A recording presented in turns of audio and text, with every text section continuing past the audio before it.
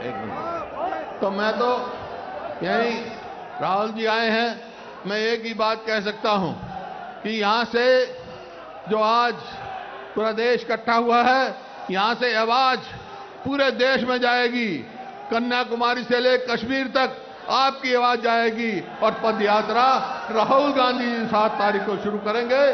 तो कन्याकुमारी से लेकर कश्मीर तक पूरे देश में एक करंट जाएगा, आवाज जाएगी। इन्हीं शब्दों के साथ मैं तो एक ही बात पूछूं, लड़ोगे, लड़ाई लड़ोगे, महंगाई के खिलाफ लड़ोगे, बेरोजगारी के खिलाफ लड़ोगे, फिर तैयार हो जाओ, हम भी तैयार हैं, आप भी तैयार हो जाओ। बहुत बहुत धन्यवाद। हमारे बीच में हमारे हृदय सम्राट राहुल गांधी जी आ चुके हैं, तो हम बोलेंगे हल्ला बोल जवान, हल्ला बोल, हल्ला बोल जवान, हल्ला बोल। अरे महंगाई पे हल्ला बोल, अरे महंगाई पे हल्ला बोल।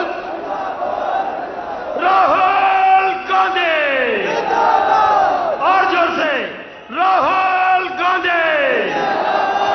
मैं दिल्ली प्रदेश कांग्रेस कमेटी के अध्यक्ष भाई अनिल चौधरी जी को कहूंगा कि आइए और राहुल गांधी जी को सम्मानित कीजिए, यहां उनका स्वागत कीजिए।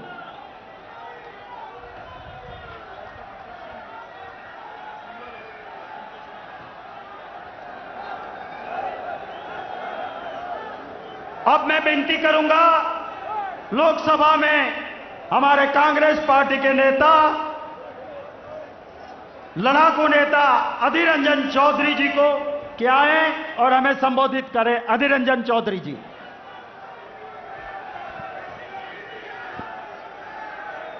मंच पे विराजमान हमारे नेता राहुल गांधी जी, मल्लिकार्जुन खड़गे साहब, विपक्ष के नेता अशोक गहलोत जी, चीफ मिनिस्टर राजस्थान, बाघेल साहब हमारे छत्तीसगढ़ की चीफ मिनिस्टर, सारे हमारे वरिष्ठ नेता, जनरल सेक्रेटरी वेणुगोपाल जी। दूर में हमें ये देखने को मिलता है, we want Rahul ji as the president. सबकी निगाहों आज राहुल गांधी जी की भाषण पे है, तो मैं बीच में खड़ा होके ज़्यादा बात बोलने की दिलचस्पी नहीं दिखाए, ये भी बेहतर होगी। मुझे सिर्फ यही कहना है कि आज हिंदुस्तान की कोने कोने से हमारे पार्टी के आम कार्यकर्ता, हमारे पार्टी की सिपाहियों ने जिस जोश, जिस उत्साह से आज ये रामलीला मैदान पहुंचे हैं, इसमें एक नए ऊर्जा के साथ कांग्रेस पार्टी को अगले तारीख हिंदुस्तान में उभारने की ये सबसे बड़ा सबूत महसूस हम करते हैं। ये सबसे बड़ा ये देखना है कि आज की तारीख में ये रामलीला मैदान से हम क्या शपथ लेते हैं और अगले तारीख हम किस हद तक पहुंचेंगे।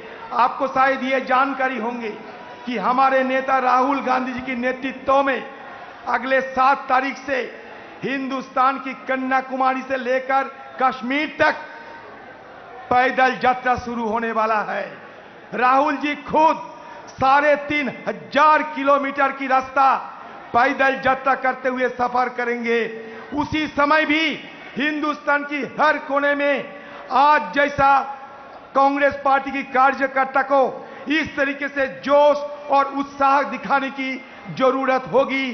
तो इसलिए मैं शुरू से ही ये कहना चाहता हूं कि आज जैसा दो जोश आपने दिखाए हैं राहुल गांधी जी की वो ऐतिहासिक कदम पे 3,500 किलोमीटर की पैदल यात्रा में इसी तरह की होश और उत्साह आप दिखाओगे।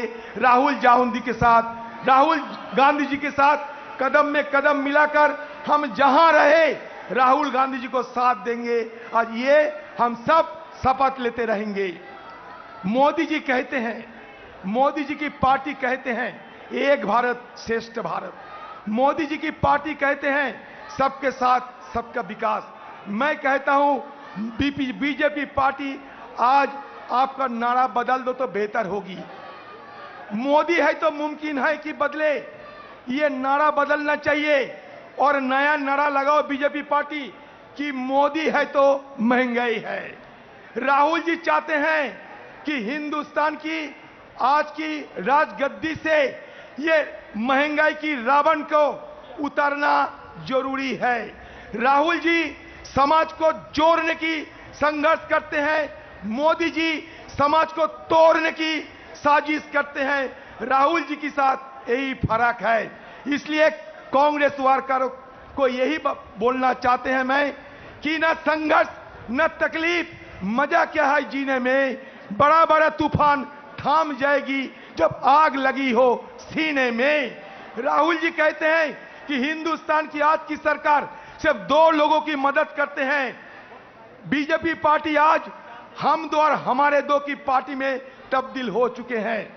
आपको सुनने में अचरज होगी कि बीजेपी की जमाने में दुनिया के 3 नंबर में पहुंच गए हिंदुस्तान की करोड़पति अदानी साहब, जिनकी हर हफ्ता कमाई 6000 करोड़ रुपया।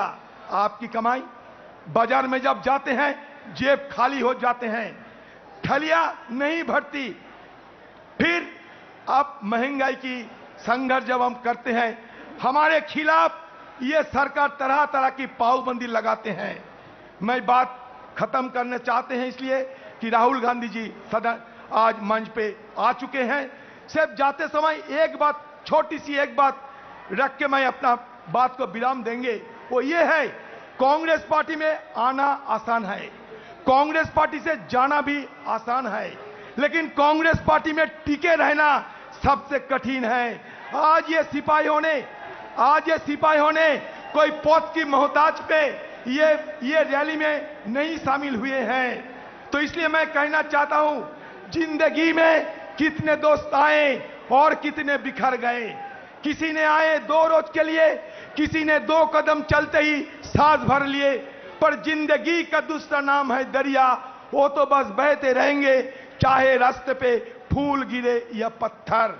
तो कांग्रेस एक दरिया है, कोई भी यहां आ सकता है, जा सकता है, लेकिन कांग्रेस ये बहता हुआ दरिया हिंदुस्तान की सब लोगों को एक साथ लेकर आगे जाएंगे, मकसद पहुंचेंगे और मकसद में पहुंचते हुए कांग्रेस अपना कर्तव्य निभाएंगे। जय हिंद, भारतीय जातीय कांग्रेस जिंदाबाद, राहुल गांधी जिंदाबाद। आप सबको तहे दिल से मैं स्वागत करता हूं। नमस्कार। धन्यवाद अधीर दा। अब मैं अनुरोध करूंगा मध्य प्रदेश के पूर्व मुख्यमंत्री वरिष्ठ नेता कमलनाथ जी से कि वो आएं और हम सब लोगों को संबोधित करें। आदरणीय कमलनाथ जी।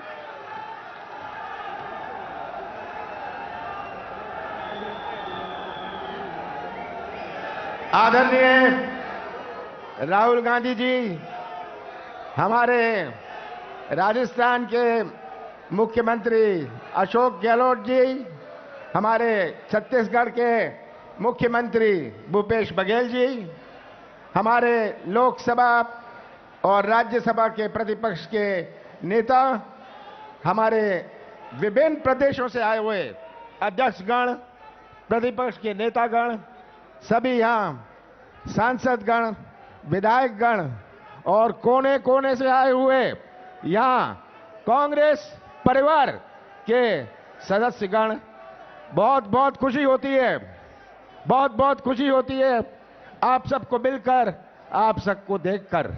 इसे हमें सबको बल और शक्ति मिलती है। आप देते हैं बल, आप देते हैं वो शक्ति, आप कांग्रेस को वो बल और शक्ति देते हैं। आजादी से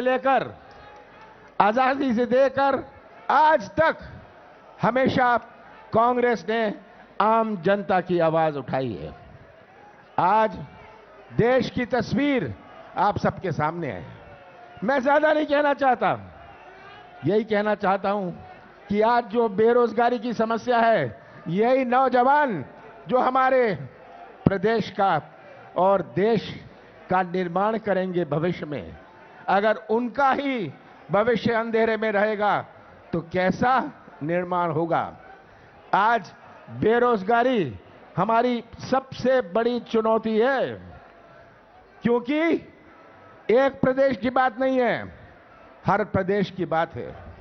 और उनकी तरफ देख के बड़ी चिंता होती है कि कैसे ये नौजवान ये बेरोजगारी से हम मुकाबला करेंगे। हमारा कृषि क्षेत्र 50% हमारा देश की अर्थव्यवस्था कृषि क्षेत्र पर आधारित है। हमें ये नहीं भूलना चाहिए। केवल टू व्हीलर की बात ना होए, पर जिसकी किराने की दुकान है, वो किराने की दुकान तभी चलती है गांव में जब किसानों के जेब में कुछ पैसा होए, किसानों के हाथ में कुछ पैसा होए। उनके बच्चों की पढ़ाई तभी हो सकती है, अच्छे कपड़े तभी पहन सकते हैं जब किसानों की जेब में कुछ पैसा होए। आज भटकता हुआ किसान न्याय के लिए, आज भटकता हुआ किसान खाद के लिए, आज भटकता हुआ किसान बीज के लिए, ये तस्वीर हमारे सामने है।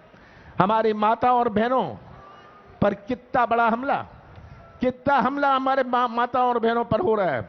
देश भर में, अपना देश विश्व में एक देश है जहां सबसे ज्यादा महिलाओं पर अत्याचार अपने देश में होता है। ये आज तस्वीर हमारे सामने है। और बेरोजगारी की बात करें, छोटे व्यापारी की बात करें, महंगाई की बात करें, पर आज मैं कहना चाहता हूं, हमारे सामने एक और लड़ाई है। हमारे सामने एक और लड़ाई है, किस रास्ते पर देश चलेगा। हमारे कांग्रेस की संस्कृति जोड़ने की संस्कृति है। हम दिल जोड़ते हैं, संबंध जोड़ते हैं, रिश्ता जोड़ते हैं। हमारे देश की संस्कृति जोड़ने की संस्कृति है। बाबा साहब अंबेडकर ने हमारा संविधान बनाया। ऐसा संविधान बाबा साहब अंबेडकर ने बनाया जो विश्व में मशहूर है। पर अगर ये संविधान, ये अच्छा संविधान गलत हाथों में चला जाए तो देश कहां घसीटा जाएगा। ऐसा कोई देश नहीं है जहां इतनी विभिन्नता हुई। ऐसा कोई देश विश्व में नहीं है जहां इतने धर्म हुए। ऐसा कोई देश विश्व में नहीं है जहां इतनी जातियां हुए।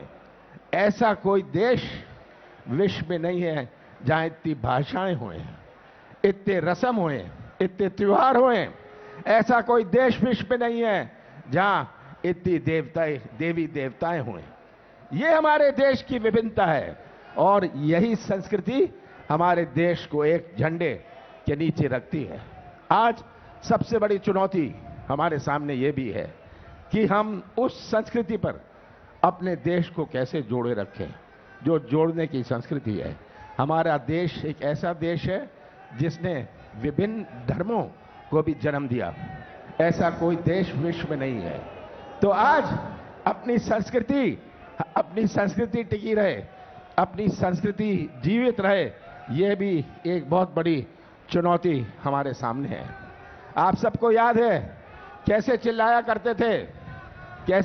करते थे बीजेपी के नेता, बीजेपी वाले, जब 5 रुपए पेट्रोल का भाव बढ़ जाता था, 2% महंगाई बढ़ जाती थी, ये कैसा चिल्लाते थे। आज इनको दिखता नहीं है, भटकता नौजवान दिखता नहीं है, किसान की आवाज ये सुनते नहीं है, इनकी आंख नहीं चलती, कान नहीं चलता, मुंह बहुत चलता है और हमेशा ध्यान मोड़ने की राजनीति। आज के मुद्दों पर ये बात नहीं करेंगे, राष्ट्रवाद की बात करने लग जाएंगे। क्या कांग्रेस को पढ़ाएंगे राष्ट्रवाद का पाठ? मैं तो पूछता हूं बीजेपी से, एक नेता का नाम बना दो जो स्वतंत्र संग्राम सेनानी रहा हो। भारतीय जनता पार्टी एक नाम नहीं ले सकती। तो ये तस्वीर आज हमारे सामने है। मैं जानता हूं आप सब राहुल जी को सुनना चाहते हैं। अंत में मैं यही कहूंगा कि आपके ऊपर है बोझ, केवल कांग्रेस का बोझ ही नहीं पर पूरे देश का बोझ आपके कंधों पर है। आप राहुल जी को बल दें, आप राहुल जी को शक्ति दें। 3500 किलोमीटर ये चलेंगे देश जोड़ो यात्रा में। हम सब मिलकर राहुल जी को वो बल और शक्ति देंगे और फिर से कांग्रेस की आवाज हर गांव, हर कस्बे में घूमेगी और मुझे कोई शक नहीं कि आने वाले समय में कांग्रेस का झंडा हमारे संसद और विभिन्न राज्यों की विधानसभा में लहराएगा। आप सबका बहुत बहुत धन्यवाद। अरे जरा मेरे साथ भी हो जाए। हल्ला बोल रहे, हल्ला बोल। महंगाई पे जवान तू हल्ला बोल। अरे हल्ला बोल, हल्ला बोल। अच्छा, एक गुजारिश है, ये जो बैरिकेड के ऊपर आपका जोश है, पर थोड़ा पीछे पुश रखिए, आगे नहीं। यहां पे प्लीज ख्याल रखें, कोई भी आगे इसको पुश नहीं करेंगे। मैं अब विनती करता हूं हमारे जम्मू कश्मीर के प्रदेश कांग्रेस कमेटी के जुझारू अध्यक्ष भाई वकार रसूल जी को कि आइए और अपनी तकरीर, मुझे पता है आप बहुत शॉर्ट में अच्छा बोल सकते हो, 3 मिनट में अपनी बात रखिए। Thank you. हमारे प्रिय नेता, हिंदुस्तान की शान, नौजवानों की जान, माननीय Rahul Gandhi ji, all India Congress committee के सीनियर लीडरान, ये पार्लियामेंट में leader of opposition, LOP, general secretary साहिबान, प्रदेश कांग्रेस कमेटीज के प्रेसिडेंट्स, एआईसीसी सेक्रेटरी साहिबान और आप सारे हिंदुस्तान से आए हुए कांग्रेस पार्टी के कार्यकर्ता साहिबान, सबको मेरी तरफ से आदाब, नमस्कार, सलाम पेश करता हूं। आज जिस मुद्दे पे ये रैली यहां हो रही है, ये हमारे प्रिय नेता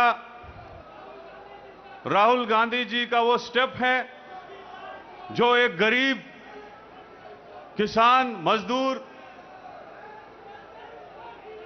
के लिए की आवाज है। आज भाइयों, महंगाई और बेरोजगारी की ऐसी हालात हैं जो 8 साल में भाजपा ने पूरे हिंदुस्तान में तबाही मचा के रखी है।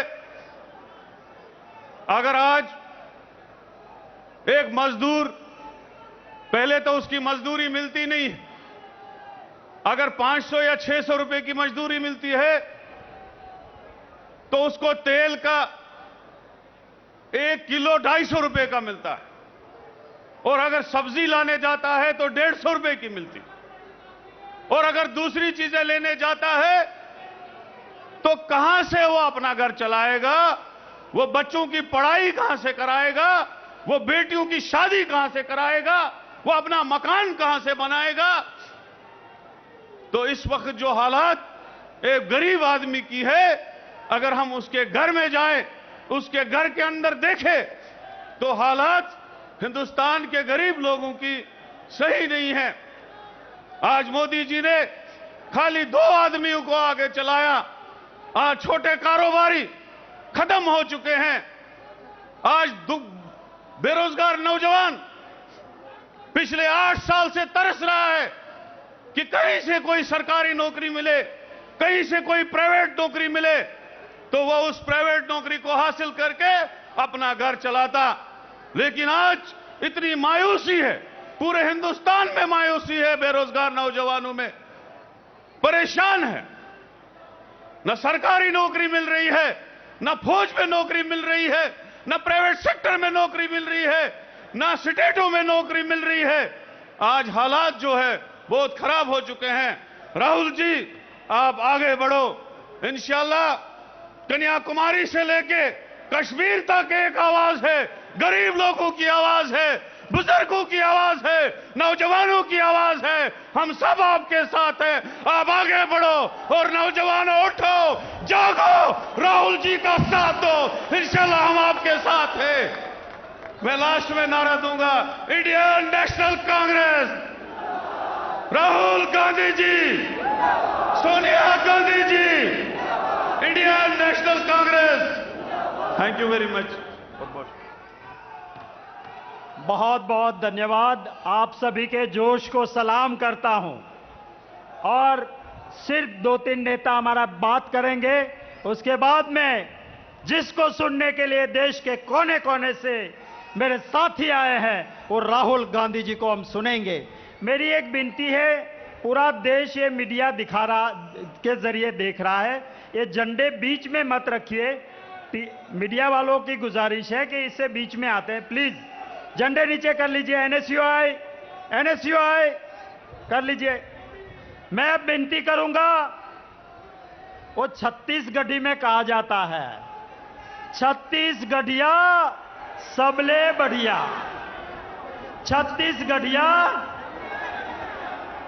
छत्तीसगढ़ के मुख्यमंत्री भूपेश बघेल जी से विनती करता हूं कि आइए और यहां पे आप संबोधित कीजिए। हमारे नेता आदरणीय राहुल गांधी जी, आदरणीय खड़गे साहब, चौधरी साहब, आदरणीय अशोक गहलोत साहब, सभी हमारे CWC के मेंबर, हमारे सभी सांसदगण, प्रदेश अध्यक्षगण, सभी हमारे CLP लीडर, सभी फ्रंटल ऑर्गेनाइजेशन के सभी हमारे अध्यक्ष और पदाधिकारीगण, आदरणीय साथियों, मैं आपके और राहुल जी के बीच में ज्यादा देर नहीं रहना चाहता। मैं 2-3 बातें आपसे कहूंगा। एक तरफ कांग्रेस पार्टी और उनके नेता राहुल जी लगातार किसानों के हक में लड़ाई लड़ रहे हैं, गरीबों के हक में लड़ाई लड़ रहे हैं, छोटे व्यापारी के हक में लड़ाई लड़ रहे हैं, मजदूरों के हक में लड़ाई लड़ रहे हैं, कभी बेरोजगारी के खिलाफ लड़ाई लड़ते हैं, आज महंगाई के खिलाफ हल्ला बोल का नारा उन्होंने दिया है। लेकिन देश का दुर्भाग्य, सत्ता में बैठे हुए लोग महंगाई कम करने का काम नहीं करते, बेरोजगारी दूर करने का काम नहीं करते। उनका केवल एक लक्ष्य है, राहुल गांधी को रोकना और राहुल गांधी के खिलाफ लड़ाई लड़ते हैं। आज बात हो रही है रेवड़ी की बात करते हैं। यदि अशोक गहलोत जी, यदि कमलनाथ जी, यदि छत्तीसगढ़ में राहुल जी के कहने से किसानों के ऋण माफी होता है, तो ये रेवड़ी की श्रेणी में लाते हैं। कभी 10 लाख तक के यदि गरीबों का इलाज मुफ्त में करते हैं अशोक गहलोत जी, तो वो रेवड़ी की श्रेणी में है। गरीबों को मुफ्त में राशन हम देते हैं, तो वो रेवड़ी की श्रेणी में आता है। यदि हम लघु उपज खरीदते हैं, तो वो रेवड़ी के श्रेणी में आते हैं। जब हम कांग्रेस पार्टी हमेशा गरीबों के, मजदूरों के, किसानों के हक में लड़ाई लड़ते हैं, तो ये सत्ता में बैठे हुए लोग इसे रेवड़ी कहते हैं। मैं आपसे कहना चाहता हूं, यदि केंद्र में कांग्रेस यूपीए की सरकार थी, 70,000 करोड़ रुपया किसानों का ऋण माफ किया, ये रेवड़ी की श्रेणी में है। तो मैं ये सत्ता में बैठे हुए नरेंद्र मोदी जी से पूछना चाहता हूं कि आप 10-20 बड़े उद्योगपतियों के 10 लाख करोड़ रुपया माफ करते हैं, तो वो रेवड़ी नहीं, ये रबड़ी है, रबड़ी। ये रबड़ी बांटने का काम करते हैं। और हम जो गरीबों, किसानों, मजदूरों के हक में फैसला करते हैं, उसे रेवड़ी कहते हैं। अरे हम श्रम का सम्मान करने वाले लोग हैं, मेहनत का सम्मान करने वाले लोग हैं, और ये मेहनत का अपमान करने वाले लोग हैं। आज महंगाई, एक तरफ महंगाई बढ़ती जा रही है, दूसरे तरफ लोगों की आय में कमी होती जा रही है। दोनों तरफ से मार लोगों को पड़ रही है, और ये लड़ाई कांग्रेस पार्टी लड़ रही है और कांग्रेस के नेता राहुल जी लड़ रहे हैं। मैं कहना चाहता हूं, राहुल जी इस रामलीला मैदान में जब जब हुंकार उन्होंने भरा है, सरकार को पीछे हटना पड़ा है। चाहे वो किसानों के जो यूपीए सरकार में मुआवजा का प्रकरण लाया था, 3 बार अध्यादेश लाके से वापस करना पड़ा। राहुल जी ने कहा ये 3 काले कानून है, 1 साल के भीतर में वापस करना पड़ेगा, और राहुल जी की बात सही साबित हुई और केंद्र सरकार को पीछे हटना पड़ा है। आज बेरोजगारी और महंगाई के बारे में इस रामलीला मैदान में राहुल जी हुंकार भर रहे हैं। मेरा दावा है कि केंद्र सरकार ये महंगाई भी रोकने के लिए बाध्य होगी। मैं इन्हीं शब्दों के साथ आप सबको नमन करते हुए महंगाई के खिलाफ हल्ला बोल करने के लिए देश के कोने कोने से आप सब आए, आप सबका नमन करते हुए, आप सबका स्वागत करते हुए अपने वाणी को ही विराम देता हूं। धन्यवाद। जय हिंद, जय छत्तीसगढ़। गुरुओं, पीरों, पैगंबरों और शूरवीरों की भूमि से आते हुए हमारे साथी प्रताप सिंह बाजवा जी से विनती करूंगा कि आइए और 3 मिनट के अंदर अपनी बात रखिए।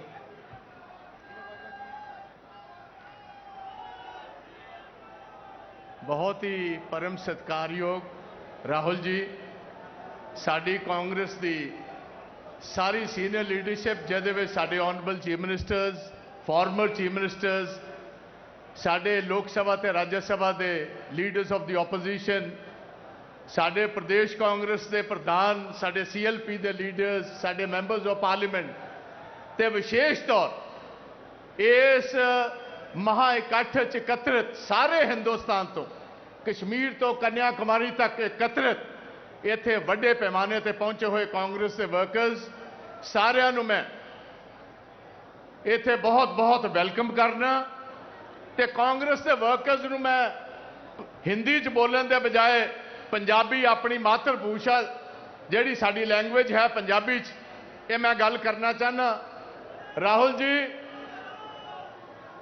सबसे पहले मैं आपको मुबारक देना चाहता हूं, ये जो आपने बहुत ही एक ऐतिहासिक कदम, और मैं समझता हूं कि यह सारे देश को उम्मीद थी कि कांग्रेस की लीडरशिप इकट्ठी हो सारे देश को जोड़ने का काम करे।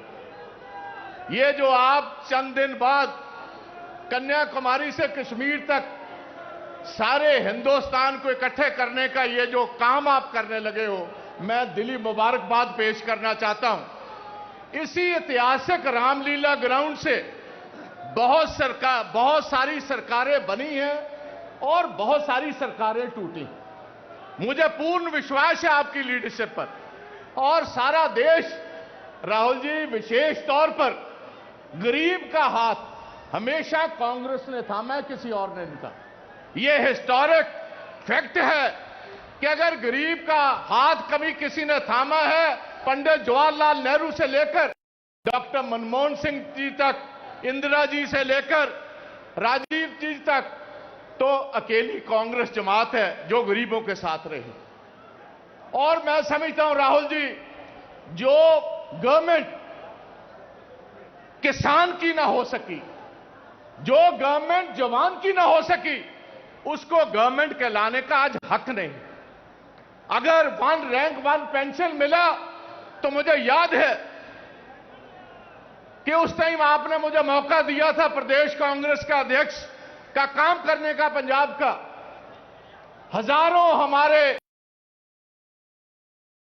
थी कि जो देश की खातिर अपना खून कुर्बान करते हैं, चाइना का और पाकिस्तान का सारे बॉर्डर को 24 घंटे सुरक्षित करते हैं, क्या हमारा सकता? मुझे इस बात का फख्र है। वो बात चंडीगढ़ में मैंने आपके सामने रखी, और आज चिदंबरम साहब इधर बैठे हैं। ये आपकी पहलकदमी थी कि आपने डॉक्टर मनमोहन सिंह की यूपीए की पार्ट 2 की सरकार में 1 रैंक 1 पेंशन किसानों को जवानों को आपने दिलवाया था।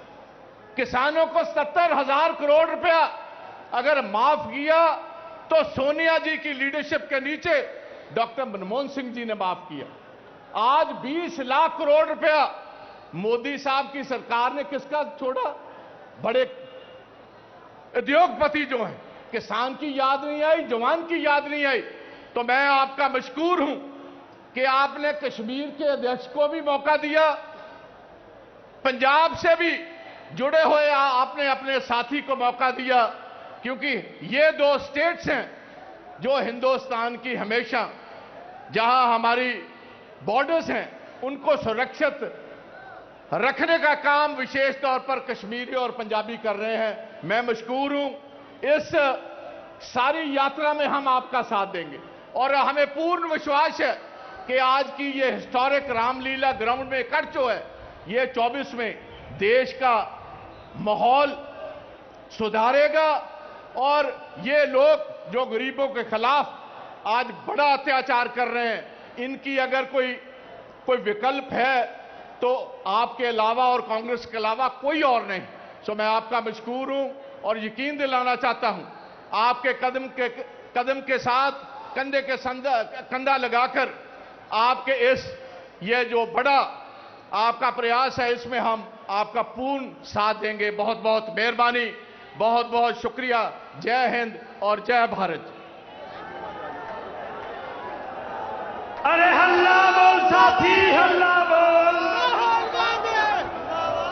अरे बोल रे साथी बोल। अरे महंगाई पे हल्ला बोल। हमारे वरिष्ठतम नेता, राज्यसभा में कांग्रेस पार्टी के नेता आदरणीय खड़गे साहब से मैं विनती करूंगा कि आइए और अपनी बात रखिए।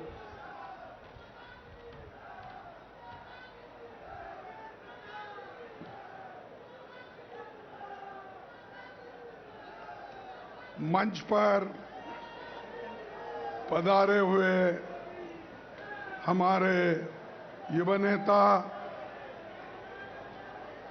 और हम सबके चाहते नेता श्री राहुल गांधी जी, समय के अभाव से मैं सारों का नाम नहीं ले सकता, इसीलिए क्षमा चाहता हूं। इस मंच पे बैठे हुए सभी वरिष्ठ नेता, देश के कोने कोने से आए हुए मेरे भाइयों और बहनों, मैं ज्यादा वक्त आपका नहीं लेना चाहता हूं, क्योंकि आप राहुल गांधी जी को सुनने के लिए आए हैं और खासकर महंगाई पे हल्ला बोल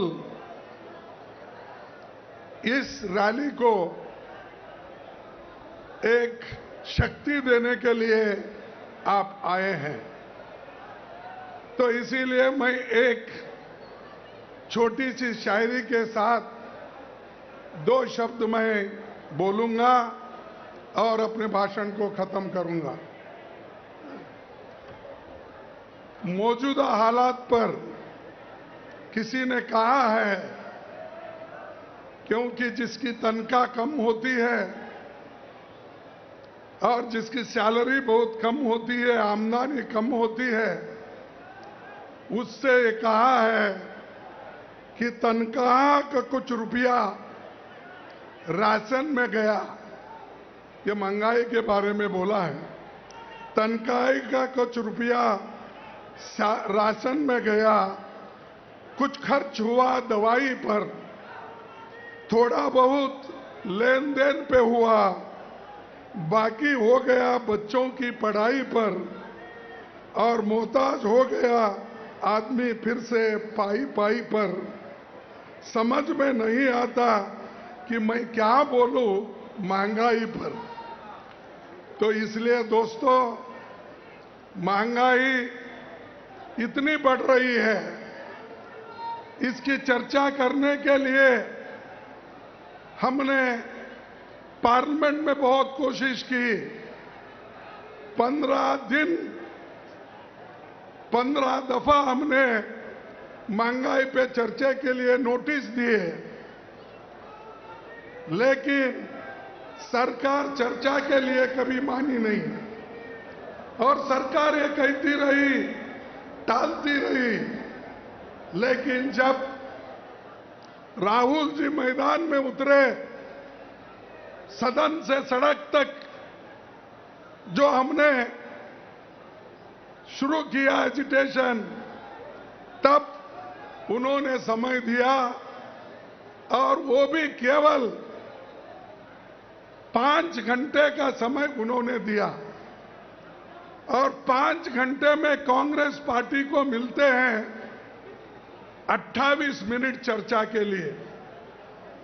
आप सोचिए कि इतनी बड़ी समस्या को मोदी सरकार 28 मिनट हमको चर्चा करने के लिए दी, तो इतना जीएसटी बढ़ा और अभी उसके बारे में तो तफसीली के साथ हमारे दोस्तों ने बताया कि आज जो जीएसटी दही पे, दूध पे, गेहूं पे, आटे पे, बच्चों के पेंसिल पे, हर चीज पे जीएसटी बढ़ाई और आज सभी को तंग किया।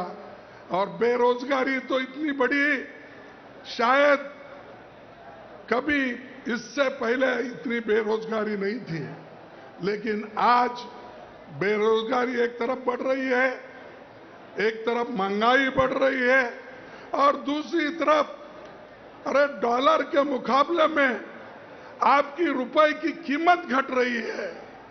और यही मोदी पहले कहते थे जब यूपीए की सरकार थी, अरे भाई डॉलर के मुकाबले में इधर रुपए का मूल्य तो गिर रहा है, सरकार क्या कर रही है। लेकिन मैं पूछना चाहता हूं मोदी जी को, आप क्या कर रहे हैं? इधर महंगाई बढ़ रही है, अनएम्प्लॉयमेंट बढ़ रहा है, रुपए का मूल्य गिर रहा है, डीजल पेट्रोल के दाम ऊंचे दाम जा रहे हैं, तो उधर चाइना हमला कर रहा है। तो ये सारी चीजें आपके सामने हैं, लेकिन मोदी कभी जवाब नहीं देते, वो खामोश रहते हैं। हम कितना भी बात करो वो सिर्फ चुप बैठते हैं और बाहर पार्लियामेंट के बाहर इतनी बात करते हैं आप पूछो मत, लेकिन पार्लियामेंट के अंदर जवाब नहीं देते, प्रेस के सामने जाके अपना जबान नहीं खोलते। तो ऐसे मूकों का, बहरों का, अंधों का ये सरकार है, इसके खिलाफ हम सबको लड़ना है। इसीलिए एकजुट होकर राहुल जी के नेतृत्व पे हम लड़ते रहेंगे, आगे बढ़ते रहेंगे और जो सामान्य जनता है उनके समस्याओं को हम मिटाने की कोशिश करेंगे। यही मैं कहते हुए मेरे 4 शब्द को खत्म करता हूं। जय हिंद, जय भारत। बोलो भारत माता की जय हिंद। अरे जरा जोर से बोलो भाई, ताकत है नहीं तुम्हारे पास। जय हिंद, जय हिंद। हमला बोलो, हमला बोलो, महंगाई पे हमला बोलो। धन्यवाद।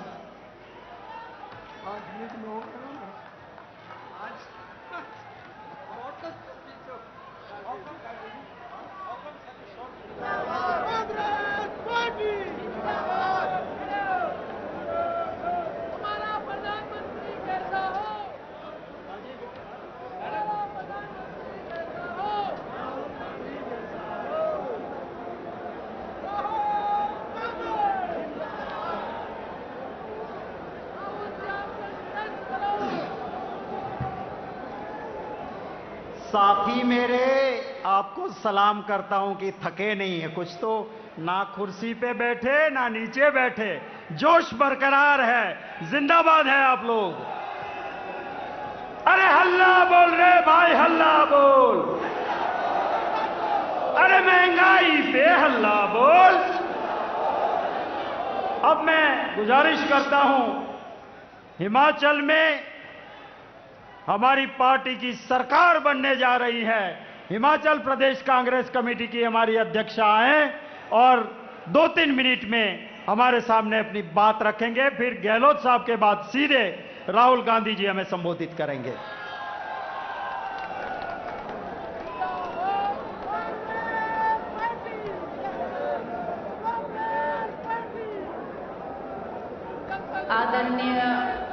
श्री राहुल गांधी जी, हमारे राजस्थान के चीफ मिनिस्टर श्री अशोक गहलोत जी, छत्तीसगढ़ के चीफ मिनिस्टर श्री भूपेश बघेल जी, खड़गे जी और हमारे लोकसभा के विपक्ष के नेता, मंच पे बैठे सभी मेरे आदर के योग्य नेतागण और सभी लोकसभा राज्यसभा के सदस्यगण, इस सभा में आए सभी आदर के योग्य बुजुर्गों, माताओं, बहनों, नौजवान साथी और हमारे सेवा दल, एनएसयूआई, यूथ कांग्रेस, इंटक के सभी पदाधिकारी तथा सदस्यगण, आज हमें बहुत खुशी है कि हमने दिल्ली में राहुल जी के आदेश के मुताबिक एकत्रित होकर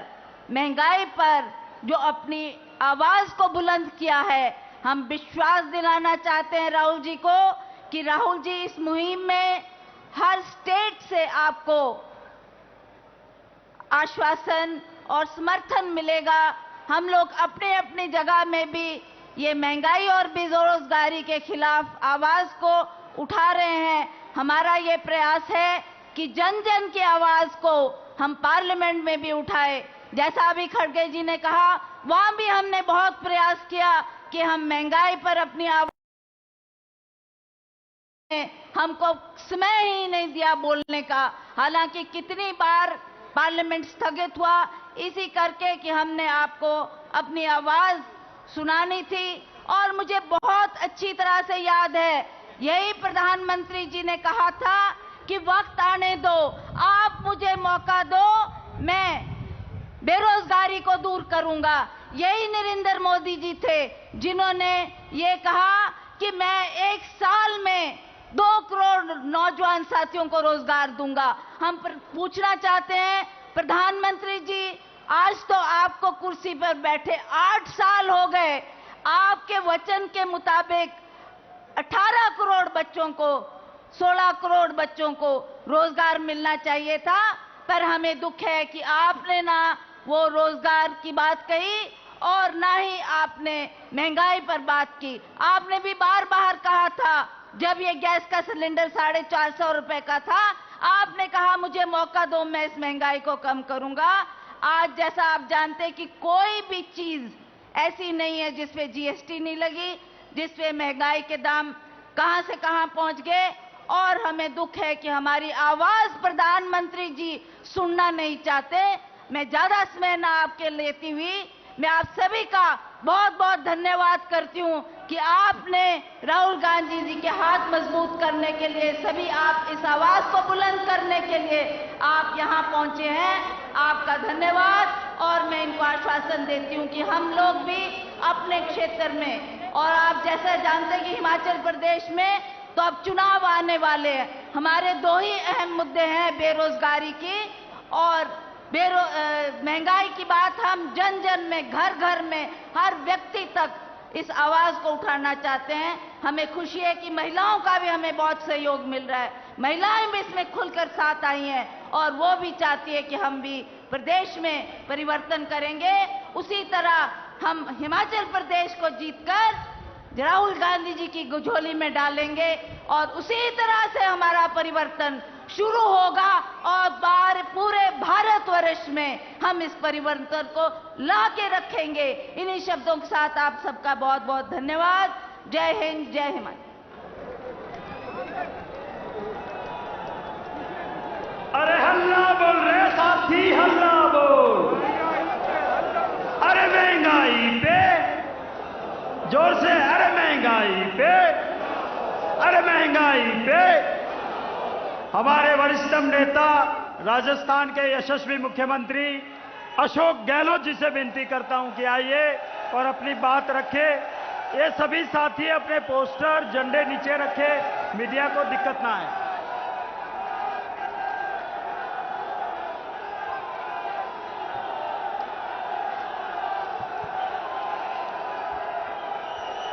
हमारे महबूब नेता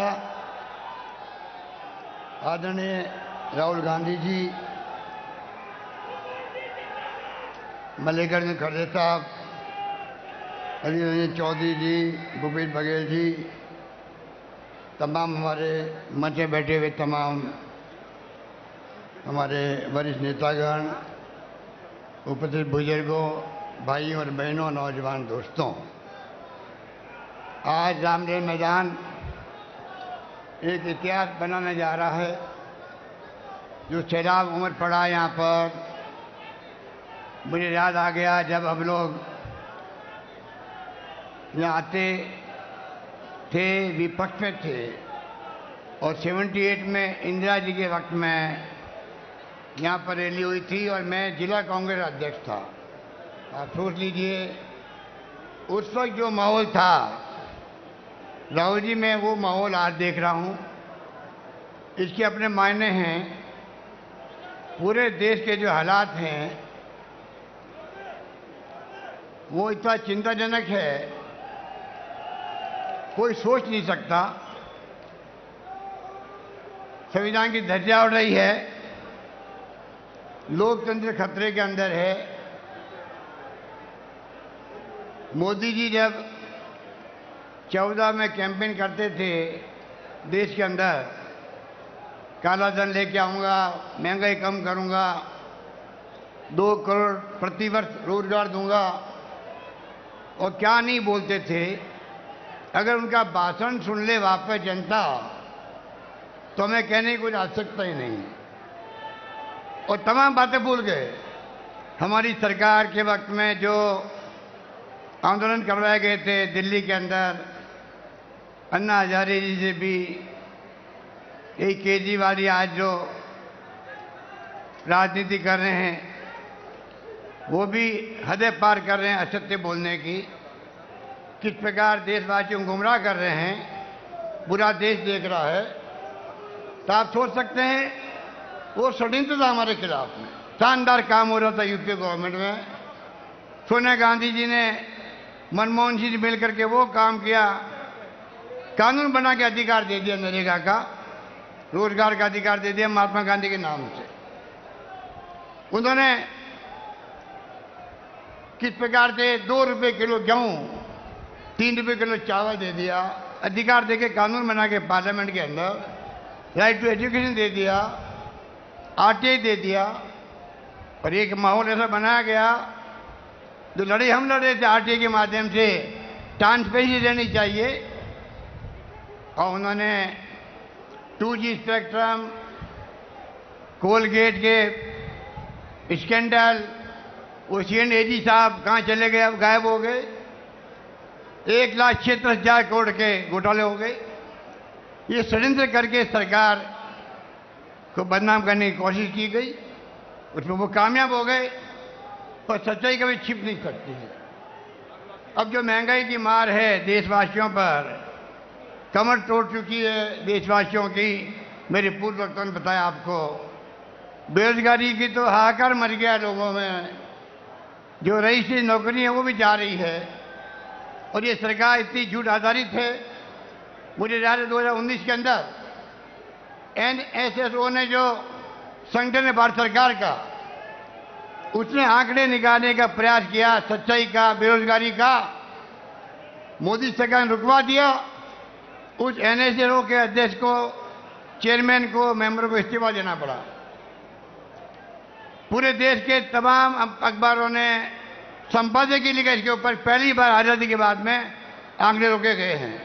और आप देखिए जैसे परिणाम आए मोदी जी के पक्ष में और तमाम आंकड़े जारी कर दिए, कितना भयंकर महंगाई की मार पड़ी है, बेरोजगारी की मार पड़ी है।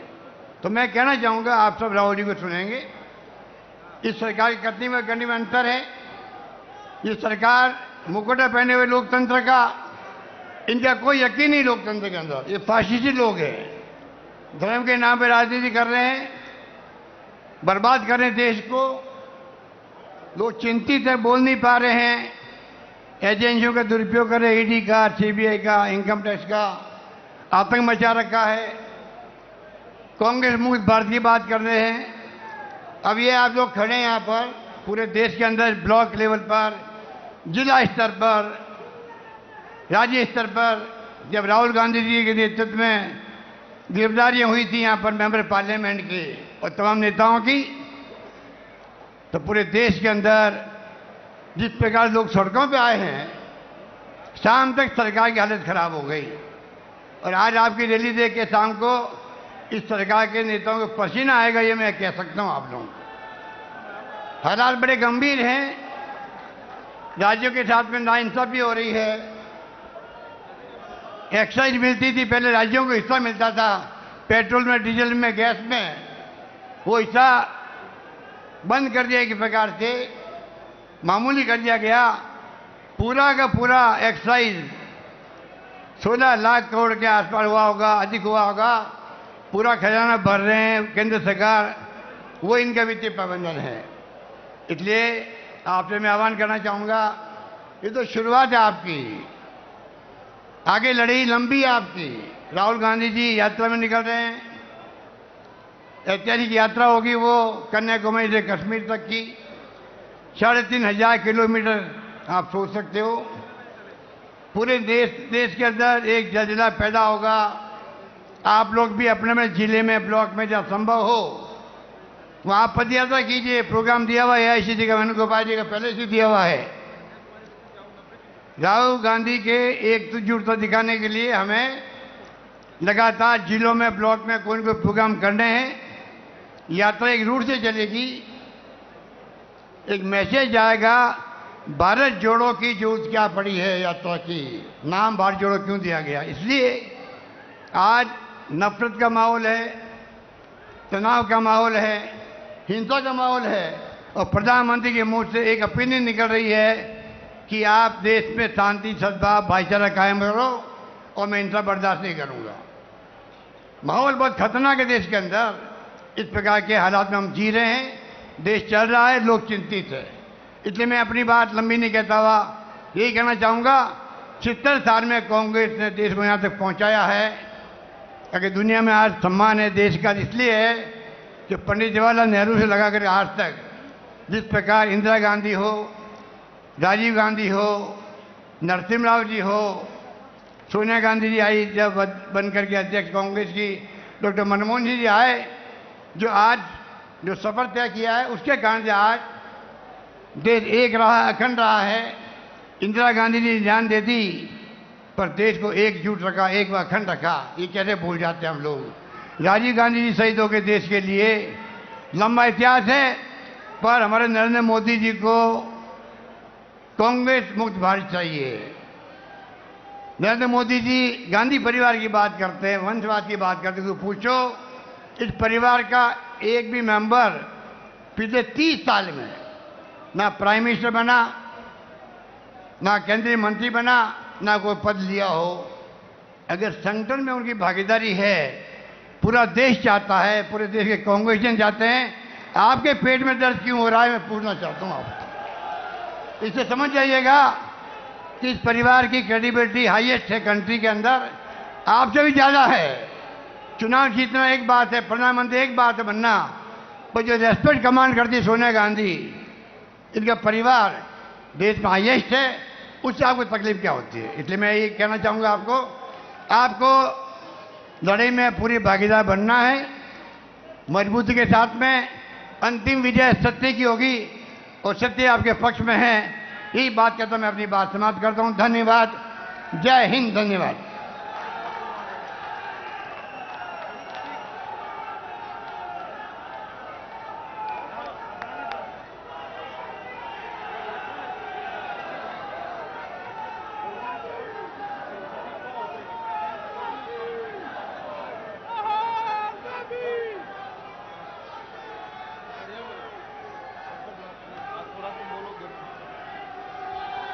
नमस्कार, आप सभी का स्वागत है दिल्ली पधारने पर।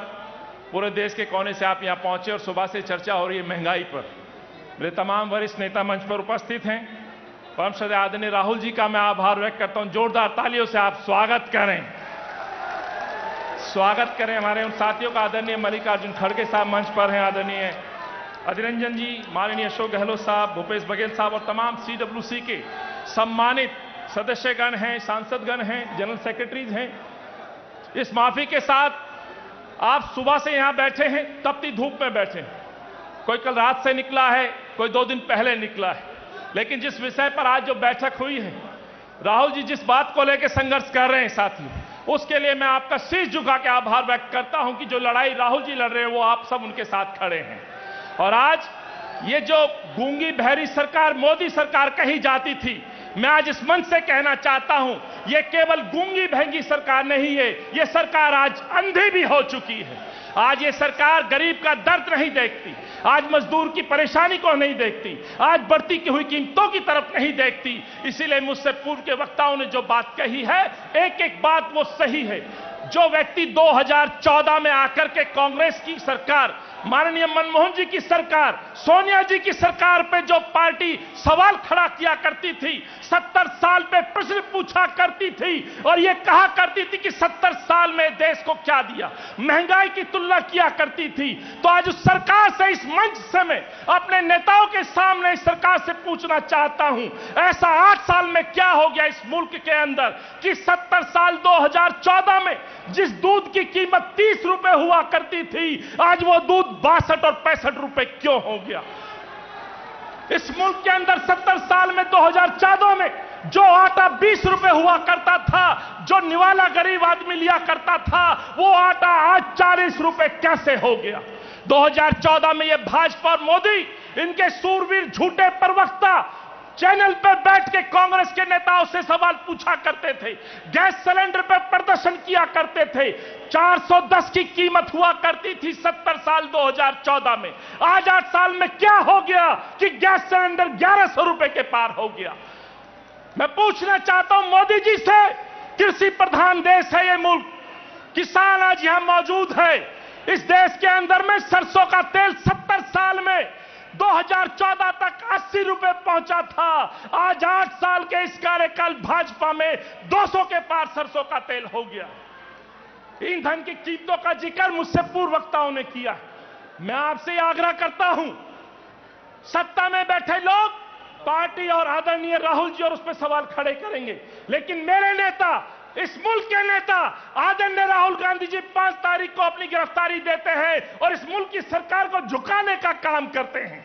तो अंत में यही कहते हुए, जहां एक बड़ा मोदी और दिल्ली का झूठा मोदी, उस पर इजाजत लेते हुए 1 मिनट की तरफ दिल्ली की राजधानी पे जिस तरह से देश के अंदर इस राजधानी में बेरोजगारी की तादाद बढ़ी है, राजीव गांधी जी के नाम से 48,000 मकान बन के तैयार थे। तो केजरीवाल से भी पूछना चाहता हूं, जितनी जिम्मेवारी केंद्र सरकार थी, मैं समझता हूं उससे ज्यादा जिम्मेवारी योगी और मोदी सरकार और अरविंद की जिम्मेदारी बनती थी। अंत में यही कहते हुए, जिसका आपको इंतजार है, आपको हाथ जोड़ के अभिनंदन दिल्ली पहुंचने पर, और जो आप व्यवस्थाओं में आपने यदि कहीं कोई कमी महसूस की है तो दिल्ली अध्यक्ष के तौर पर मैं उसके लिए आपका क्षमा प्रार्थी हूं। बहुत बहुत धन्यवाद। जय हिंद।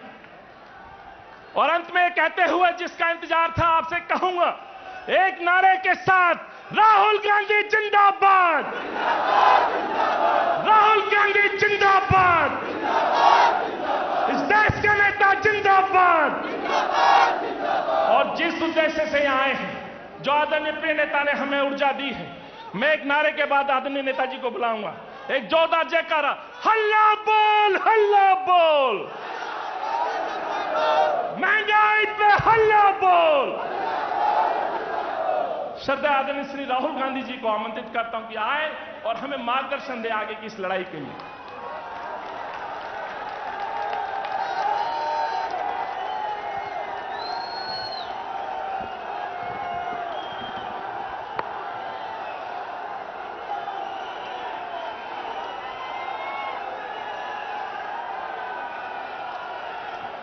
मल्लिकार्जुन खड़गे जी, केसी वेणुगोपाल जी, अशोक गहलोत जी, भूपेश बघेल जी,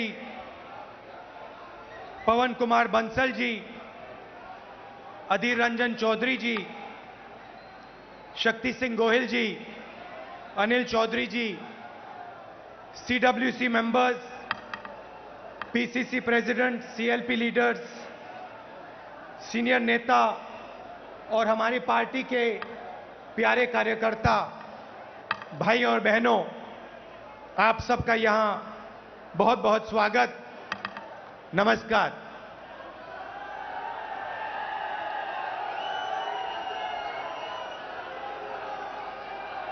देश की हालत आपको दिख रही है। देश में क्या हो रहा है, क्या नहीं हो रहा है, आपसे नहीं छुपाया जा सकता है।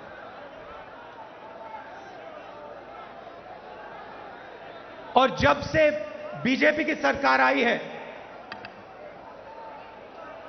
तब से देश में नफरत और क्रोध बढ़ता जा रहा है। सही है? आपको लग रहा है कि नफरत और क्रोध देश में बढ़ता ही जा रहा है। सही है ना?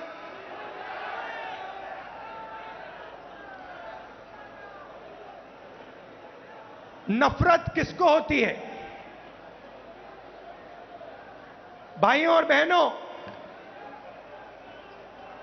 नफरत डर का एक रूप है। जिसको डर होता है, उसी के दिल में नफरत पैदा होती है। जो डरता नहीं है, जिसको डर नहीं होता है, उसके दिल में नफरत पैदा नहीं होती है। तो भाइयों और बहनों, जब हम कहते हैं हिंदुस्तान में नफरत बढ़ रही है, उसी बात को दूसरे तरीके से कहना कि हिंदुस्तान में डर बढ़ता जा रहा है। किस चीज का डर? भविष्य का डर, महंगाई का डर, बेरोजगारी का डर, यह बढ़ता जा रहा है। और इसके कारण हिंदुस्तान में नफरत बढ़ती जा रही है। और नफरत से क्या होता है? नफरत से लोग बढ़ते हैं, देश बढ़ता है और देश कमजोर होता है। बीजेपी और आरएसएस के नेता देश को बांटते हैं और जानबूझकर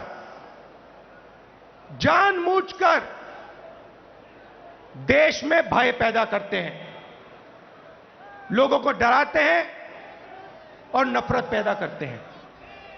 अब सवाल उठता है, ये किसके लिए करते हैं और क्यों करते हैं? फायदा इस डर का, इस नफरत का फायदा किसको मिल रहा है? भाइयों और बहनों, क्या इस डर का फायदा, नफरत का फायदा हिंदुस्तान के गरीब आदमी को मिल रहा है? पिछले 8 सालों में आप मुझे बता दीजिए, हिंदुस्तान के गरीब आदमी को, किसान को, मजदूर को, छोटे दुकानदार को नरेंद्र मोदी जी की सरकार ने क्या फायदा दिया?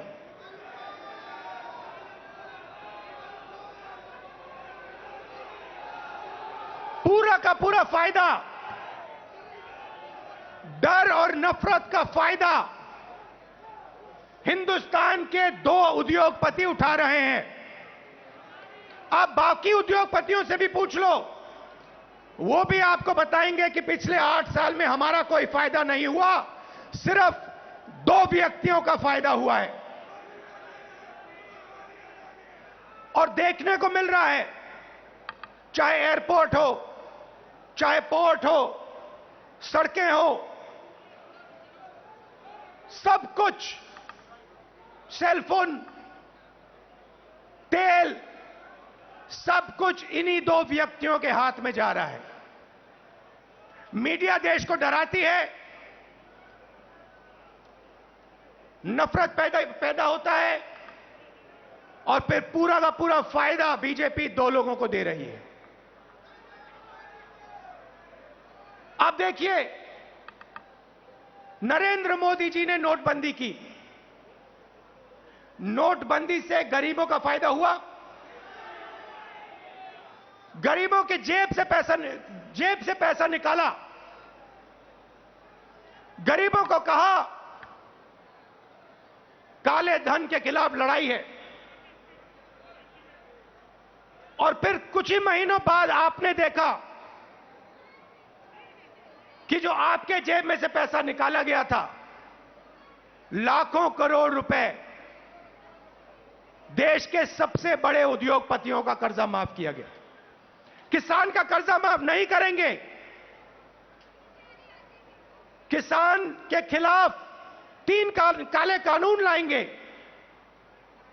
कहेंगे कि ये कानून किसानों के फायदे के लिए है। अगर किसानों के फायदे के लिए है तो फिर पूरे देश में किसान क्यों खड़ा है, सड़कों पे क्यों उतरा है और आपके खिलाफ क्यों खड़ा है? ये 3 कानून किसानों के लिए नहीं थे। ये 3 कानून उन्हीं 2 उद्योगपतियों के लिए थे। और हिंदुस्तान के किसान को यह बात एकदम समझ आ गई, इसलिए हिंदुस्तान का कानून, हिंदुस्तान का किसान सड़क पे आके खड़ा हो गया और उसने नरेंद्र मोदी जी को अपनी शक्ति दिखा दी। और जब नरेंद्र मोदी जी को पता लगा कि हिंदुस्तान के किसान की शक्ति मेरे खिलाफ खड़ी है, तो नरेंद्र मोदी जी ने वहीं कानून रद्द कर दिए। यही बात जीएसटी के साथ हुई। कांग्रेस पार्टी एक दूसरी जीएसटी लाना चाहती थी। बीजेपी ने जीएसटी को बदला, 5 अलग अलग टैक्स और जबरदस्त चोट।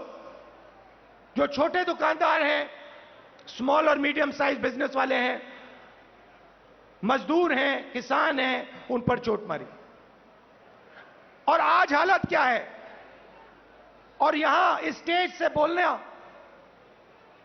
मुझे अच्छा नहीं लग रहा है, मगर आज हिंदुस्तान की हालत यह है कि अगर देश चाहता भी है तो देश अपने युवाओं को रोजगार नहीं दे पाएगा। क्यों?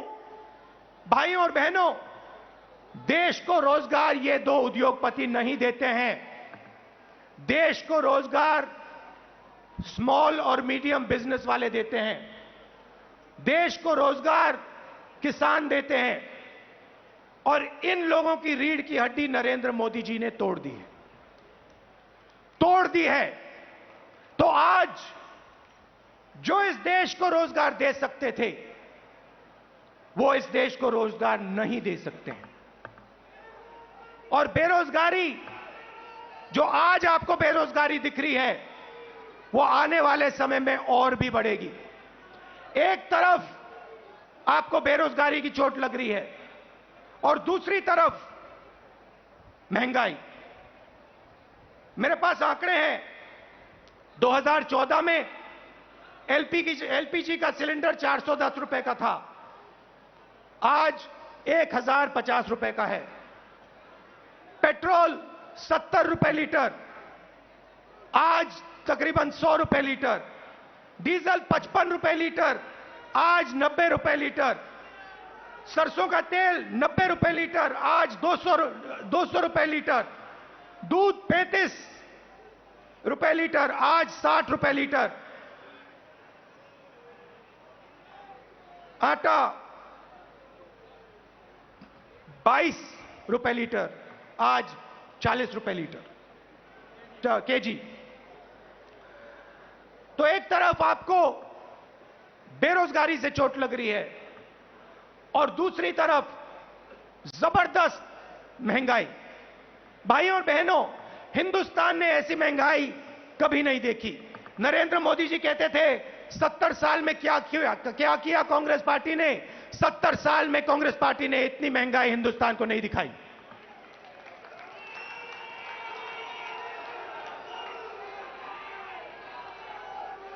तो हिंदुस्तान का आम नागरिक बहुत मुश्किल में है, बहुत दर्द सह रहा है। और जब विपक्ष इन बातों को पार्लियामेंट में उठाना चाहती है, तो नरेंद्र मोदी जी और उनकी सरकार विपक्ष को पार्लियामेंट में बोलने नहीं देती। चाहे किसानों का मुद्दा हो, चाहे चाइना का आक्रमण जो हुआ उसकी बात करना चाहे, बेरोजगारी की बात करना चाहे, महंगाई की बात करना चाहे, हम नहीं कर सकते, पार्लियामेंट में नहीं कर सकते। और आप देखिए यहां हमारे मीडिया के मित्र हैं, इनका काम जो जनता के मुद्दे हैं उनको उठाने का होता है, मगर ये भी अपना काम नहीं करते हैं। 24 घंटा ये कैसे करेंगे? ये मीडिया उन्हीं दो उद्योगपतियों का मीडिया है, पूरा का पूरा मीडिया उन्हीं दो उद्योगपतियों के हाथ में है। तो सच्चाई कैसे दिखेगी, सच्चाई कैसे सुनाई देगी? और जनता को सब मालूम है। जनता घर में टीवी ऑन करती है और जनता जानती है कि टीवी किसका है और टीवी किसके लिए काम कर रहा है। टीवी दो उद्योगपतियों का है, अखबार दो उद्योगपतियों के हैं, और ये दो उद्योगपति नरेंद्र मोदी जी के लिए 24 घंटा काम करते हैं और नरेंद्र मोदी जी इनके लिए 24 घंटा काम करते हैं। देश में बेरोजगारी, देश में महंगाई और देश का पूरा धन दो उद्योगपतियों के हाथ में। एक तरफ मीडिया का कंट्रोल, दूसरे तरफ प्रधानमंत्री पे कंट्रोल।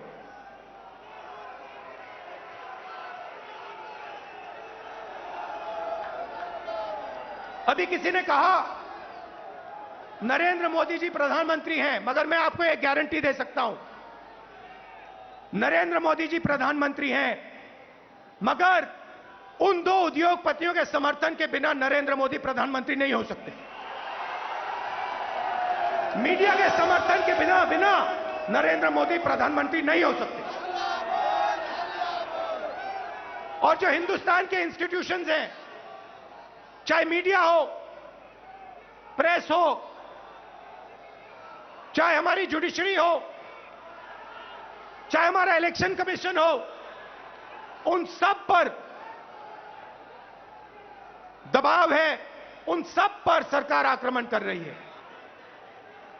तो यात्रा की क्या जरूरत है? यात्रा की यह जरूरत है कि विपक्ष के सामने और कोई रास्ता ही नहीं है, हमें सीधा जनता के बीच में जाना पड़ेगा।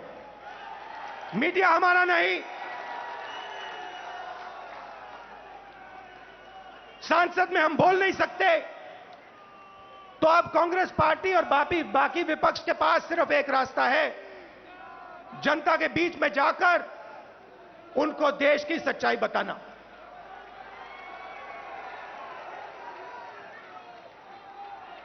जो भी नरेंद्र मोदी जी के खिलाफ काम करना चाहता है, चाहे कोई भी हो,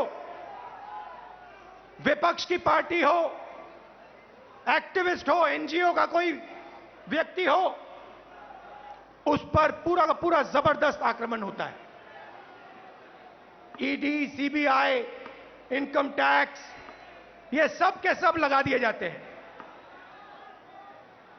55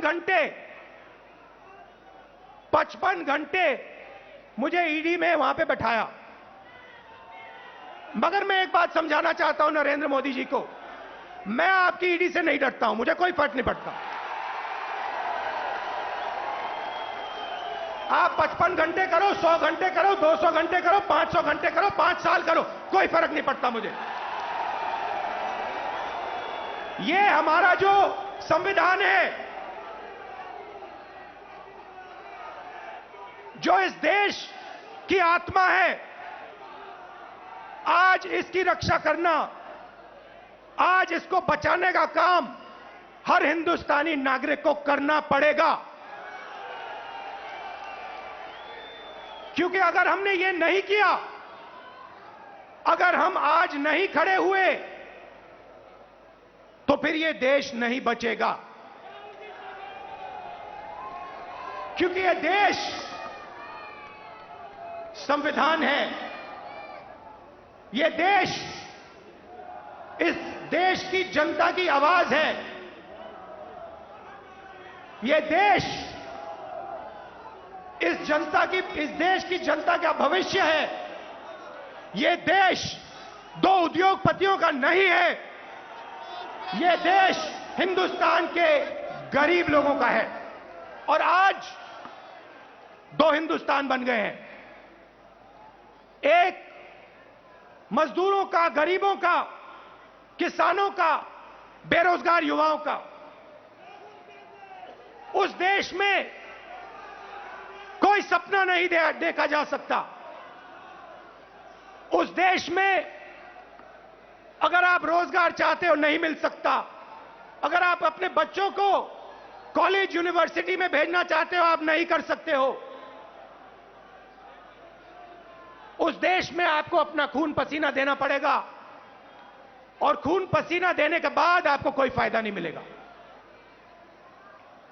और दूसरा देश इसी हिंदुस्तान के अंदर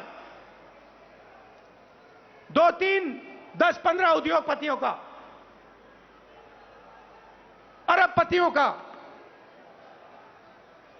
उसमें आप जो भी सपना देखना चाहते हो देख सकते हो। जो भी आप चाहते हो आपको हिंदुस्तान में मिल जाएगा। भाइयों और बहनों, इन दो देशों के बीच में लड़ाई है। नरेंद्र मोदी जी की विचारधारा कहती है कि देश को बांटना है और पूरा का पूरा फायदा चुने हुए लोगों को देना है। हमारी विचारधारा कहती है कि देश सबका है और देश की जनता जो अपना खून और पसीना देती है उसका फायदा 2-3 उद्योगपतियों को नहीं मिलना चाहिए। उसका फायदा हिंदुस्तान के किसान को, मजदूर को, गरीब को, बेरोजगार युवाओं को मिलना चाहिए। यह फर्क है। और आप चाहिए, आप आज चले जाइए और किसी भी छोटे दुकानदार से, किसी भी मजदूर से, किसी भी स्मॉल और मीडियम बिजनेस वाले से, किसी भी किसान से पूछ लीजिए क्या यूपीए के समय और आज के समय में क्या फर्क है। यूपीए के समय में 70,000 करोड़ रुपए यूपीए की सरकार ने हिंदुस्तान के किसानों को दिया बिना पूछे। नरेंद्र मोदी जी ने 3 काले कानून दिए। मजदूरों के लिए यूपीए सरकार ने एक ऐतिहासिक कानून मनरेगा दिया। नरेंद्र मोदी जी ने पार्लियामेंट में कहा कि मनरेगा गरीबों पर अपमान है। और फिर आज उनको नरेगा देना पड़ रहा है, क्योंकि अगर आज यूपीए का नरेगा नहीं होता हिंदुस्तान में आग लग जाती। जमीन अधिग्रहण बिल हम लाए, लाखों करोड़ रुपए हमने गरीब जनता को कॉम्पनसेशन में दिला। लाखों करोड़ रुपए, अरबपति बना दिए। पहले बिना पूछे किसान की जमीन छीन ली जाती थी। हजारों एकड़ बिना पूछे 1 मिनट में छीन लिया जाता था। हमने कहा यह गलत है, हम कानून लाए। नरेंद्र मोदी जी ने पहला काम उस कानून को रद्द करने की कोशिश की। उनका पहला काम था।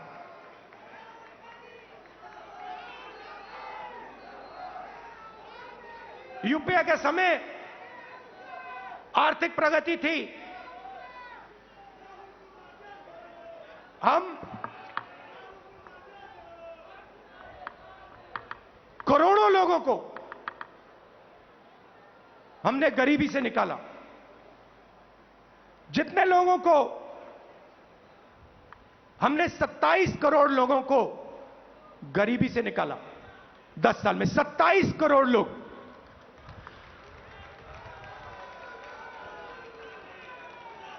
भोजन का अधिकार, मनरेगा, कर्जा माफी, इन औजारों से हमने 27 करोड़ लोगों को 10 साल में गरीबी से निकाला। भाइयों और बहनों, पिछले 8 साल में नरेंद्र मोदी ने 23 करोड़ लोगों को वापस गरीबी में डाल दिया है। तो जो हमने काम किया 10 साल में, उन्होंने 8 साल में खत्म कर दिया। और फिर जाके भाषण देते हैं, प्रगति की बात करते हैं, न्यू इंडिया की बात करते हैं, मेक इन इंडिया की बात करते हैं, कहते हैं कि हिंदुस्तान बदल गया। हिंदुस्तान को नरेंद्र मोदी जी पीछे ले जा रहे हैं। हिंदुस्तान में नरेंद्र मोदी जी नफरत फैला रहे हैं, डर फैला रहे हैं, और इससे देश का नुकसान होगा। देश का फायदा हो ही नहीं सकता। फायदा देश के दुश्मनों को होगा, फायदा चाइना को होगा, फायदा पाकिस्तान को होगा, मगर हिंदुस्तान को नहीं होगा। हिंदुस्तान में जितनी भी नफरत फैलेगी, जितना क्रोध फैलेगा, जितना डर फैलेगा, उतना हिंदुस्तान कमजोर होगा। और पिछले 8 सालों में नरेंद्र मोदी जी ने हिंदुस्तान को कमजोर करने का काम किया है। जो हमारी आर्थिक शक्ति थी उसको खत्म किया। बेरोजगारी, 40 साल से सबसे ज्यादा बेरोजगारी आज हिंदुस्तान में, वो नरेंद्र मोदी जी की देन है। मैं आपसे पूछना चाहता हूं, क्या महंगाई से, बेरोजगारी से, नफरत से देश मजबूत होता है क्या? कौन सी दुनिया में नफरत, बेरोजगारी, महंगाई से देश मजबूत होता है? देश कमजोर होता है। और नरेंद्र मोदी जी और बीजेपी देश को कमजोर करने का काम कर रहे हैं। कांग्रेस पार्टी देश को जोड़ती है। हम नफरत मिटाते हैं, हटाते हैं, और जब नफरत मिटती है, खत्म होती है, जब डर कम होता है, तब हिंदुस्तान तेजी से आगे बढ़ता है। हमने ये करके दिखाया है, सालों करके दिखाया है। तो ये मैं आपको कहना चाहता था। कांग्रेस कार्यकर्ताओं को मैं धन्यवाद करना चाहता हूं। आप हमारी विचारधारा के लिए लड़ते हो, आप हिंदुस्तान के लिए लड़ते हो, आप संविधान के लिए लड़ते हो, आप अपना खून, अपना पसीना इस देश को देते हो। मैं आपको दिल से धन्यवाद करना चाहता हूं। और आपको कहना चाहता हूं कि कांग्रेस पार्टी का कार्यकर्ता ही देश को बचा सकता है। कांग्रेस पार्टी की विचारधारा देश को प्रगति के पथ पे ला सकती है। हमारे लिए सरकार ने, जैसे मैंने कहा, रास्ते बंद कर दिए हैं। पार्लियामेंट का रास्ता बंद कर दिया। संसद में कांग्रेस पार्टी या विपक्ष के लोग भाषण कर ही नहीं सकते, हमारा माइक ऑफ हो जाता है।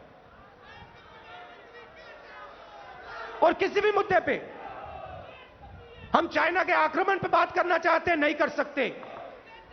बेरोजगारी के बात पे बात करना चाहते हैं, नहीं कर सकते। महंगाई पे बात करना चाहते हैं, नहीं कर सकते। वो रास्ता बंद है। जो हमारे इंस्टीट्यूशंस हैं, चाहे वो मीडिया हो, चाहे वो इलेक्शन कमीशन हो, जुडिशरी हो, मैंने कहा उन पर आक्रमण है, उन पर दबाव है। तो हमारे लिए सबके सब रास्ते बंद हैं, एक ही रास्ता बचा है, और वो रास्ता हमें सबसे अच्छा लगता है। जनता के बीच में जाकर, सीधा जनता के बीच में जाकर जनता को जो देश की सच्चाई है वो बताना, और जो जनता के दिल में है उसको गहराई से सुनना और समझना। इसीलिए कांग्रेस पार्टी भारत जोड़ो यात्रा शुरू कर रही है।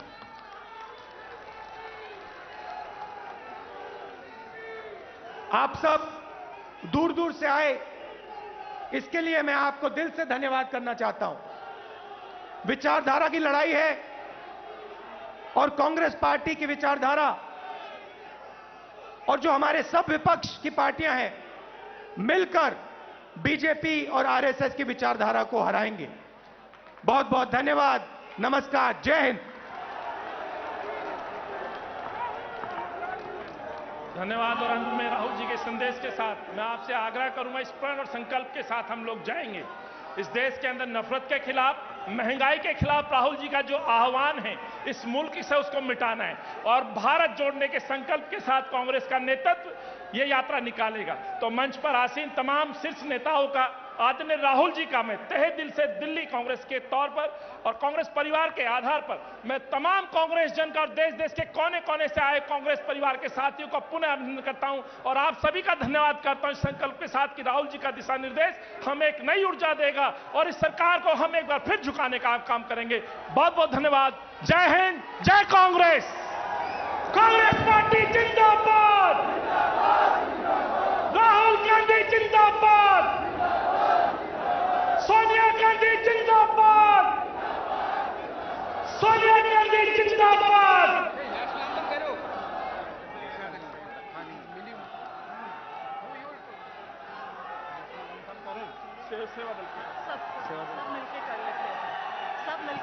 सभी साथियों से विनती है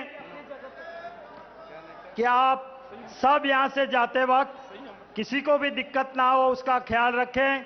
आप सब बड़ी देर तक इस धूप में यहां पर रहें। आप सभी का दिल से धन्यवाद। बहुत बहुत शुभकामनाएं।